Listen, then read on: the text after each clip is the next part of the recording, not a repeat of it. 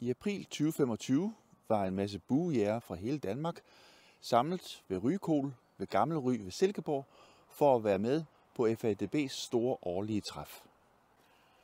På første dagen var FADB værter for Det Gyldne Slip, og på anden dagen var det så FADB's eget årsskydning, der fandt sted. Efterfølgende var der lodtrækning, hvor 6 mand var så heldige at få invitationen til en tur på kaninjagt til Endelave. Det er den 30. oktober i dag, så vi er meget, meget tæt på kaninjagten, der jo begynder her den 1. november. I år bliver det Endelave, det er jo stedet, hvor kaninerne er. Så forberedelserne de er næsten på plads. Der er lige de sidste ting. Der skal pakkes en taske, og så må vi se, hvordan det bliver. Hjemme i haven, der har det jo mest af alt været rådyr, der har været skudt på. Men vi har da sådan lige tjekket op på, at vi kan have lidt smådyr med os. Og ja, gennemhullet, det kan vi bare kalde dem. De er sådan set næsten til at smide ud nu. Men så har vi i hvert fald prøvet at skyde til noget, der er på størrelse med kaninerne. Buesædet op er parat. Jeg skyder med min Mathews, og den kan jeg da godt lige få et tjek på, hvordan den ser ud. Buen her er en Mathews Phase 4. Der er kommet nogle modeller efter den her nu, men den gør det ganske godt. Jeg er super glad for den. På siden har vi lige sat en pilehylde på, en QAD MX2, og så sidder der et sigte fra Axel, et Axel Driver, og et UltraView Scope.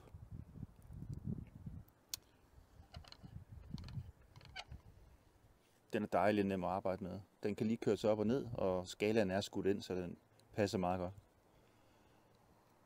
Strengene kan jeg nok se, de er lidt anderledes end normalt. Det er Hauge, der har lavet nogle strenge til mig, efter at have slidt de andre op.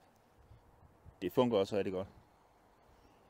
Så har den selvfølgelig lige en lille stabilisator, også i Bridgelock-modellen, og UltraViews grip er sat på. Jeg kan bare godt lide den her flade bagende, så man slipper for at komme til at tviste lidt i buen. Ja, så det er altså den, der skal ud og lægge kaniner ned her i weekenden. Det glæder vi os til. Ja, så kom vi ned til færgen. Endelave står der på skiltet, så vi regner selvfølgelig med, at det er den vej, den går. Bilerne begynder at køre ombord, så det skal vi nok også snart. Er du parat, Morten? Jamen, det er da altid klar. Det er godt. Så er vi på Endelave. Spændende at se, hvad dagen byder på i første omgang op til sommerhuset på vores indlogeret, og så lige ud og se, hvor jagten den vil være henne. Så det er regnet. Der kom ikke en eneste kanin op ad hullet. Ja. Vi håber på, at det der regn, der ikke kommer, det vil ved med ikke at komme. Ja. Også friskt her. Der ramte lige ind imellem dagen. Så den? Ja, jeg så en lige der. Ja.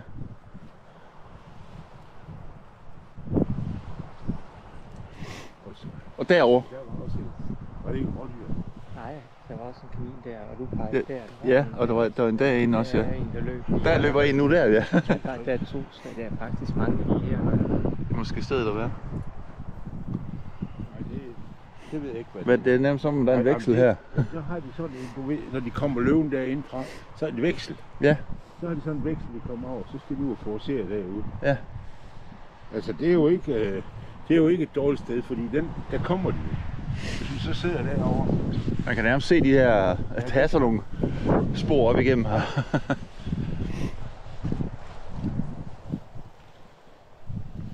Hvad du kan se, som du siger, Morten, der kan jo sagtens sidde 2-3 mand herhen. Det er ingen problem. Kan det godt? Ja.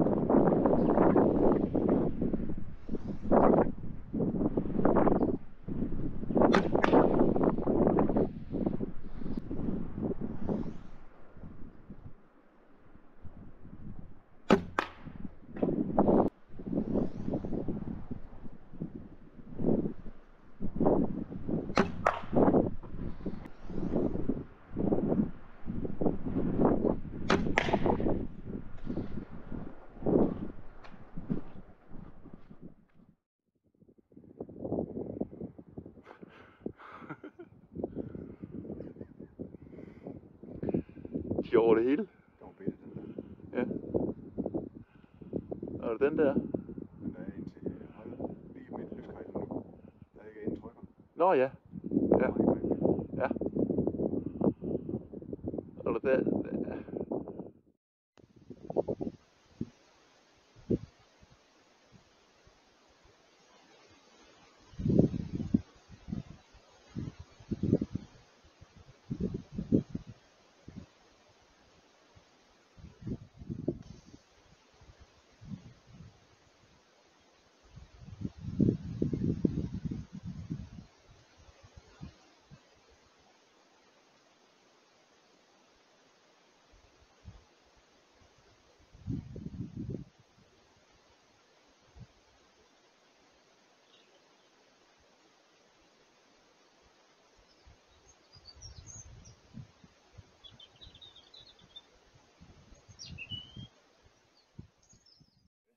Må vi så bevæge os rundt, eller skal vi blive der, hvor vi...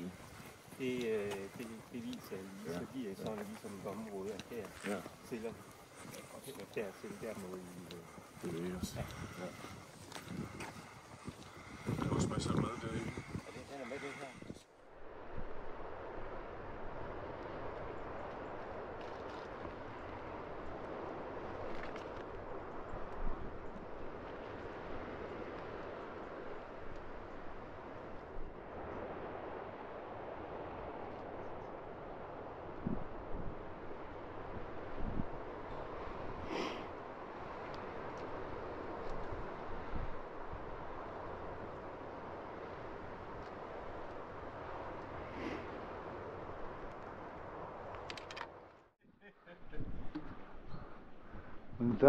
Det bliver sjovt. Skud på 2 meter. Tillykke. Tak. Tillykke. Det var da rart, at der var en, der havde en chance. Money shot. Ja. Det er nummer 2, vi skyder til i dag. Det er nummer 2, vi skyder til. Tillykke med den, Nikolaj. Jo, tak. Hvad så? Hvordan kom den i hus? Jamen, den kom jo i hus med, det hele startede jo sådan set til årsskydning ved FADB. Jeg var heldig at vinde en lodtrækning der, og kom med på den her weekend her til en lave efter kaniner. Så jeg havde traditionel buen med køven, og jeg tænkte, der er mange kaniner. Det skal nok blive sjovt. Det er ikke sikkert, det bliver så nemt, og det er det ikke. De er svære, og de er små, og der er meget plads ved siden af. Men det lykkedes alligevel at få en, som kom ud 2 meter fra mig, og jeg fik trukket buen lidt op til den galde side og fik sluppet en pil, og den blev, hvor den var. Det var godt. Det er svært. Det er jo typisk sådan noget brumbærkrat her, de kommer ud af, og de ser alt med det samme. Ja. Ja. Men der er mange, men det er svært. Det er tidlig morgen og lige inden solnedgang. Jeg skal være heldig.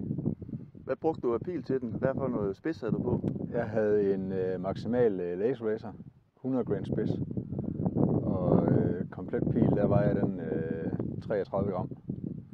Så en forholdsvis tung pil, men jeg valgte at køre med en fastbladet spids, fordi jeg ikke kan levere energi nok til en blunt. Ja. Ja. Og det er samme setup, jeg bruger til råvildt også. Så jeg kørte med det, jeg var vant til. Ja. Og det fungerede. Super godt. Tillykke med det igen. Jo, tak. Ja.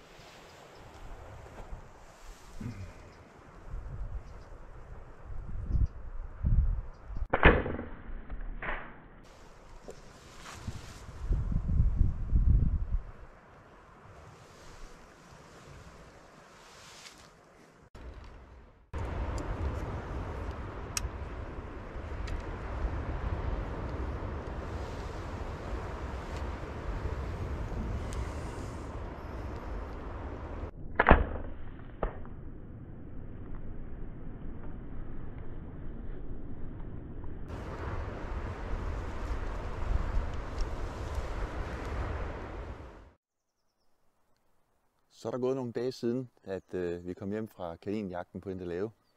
Og sådan noget kanin, det smager godt. Min den fik bare en tur, som jeg har gjort med en almindelig kylling. Men alt det her, det skete altså, fordi vi havde været på den årlige årsskydning for FADB. Og måske er det dig, der skal med på kaninjagt næste år. Vær med på FADB's årsskydning i 2026. Du kan finde meget mere om den på hjemmesiden.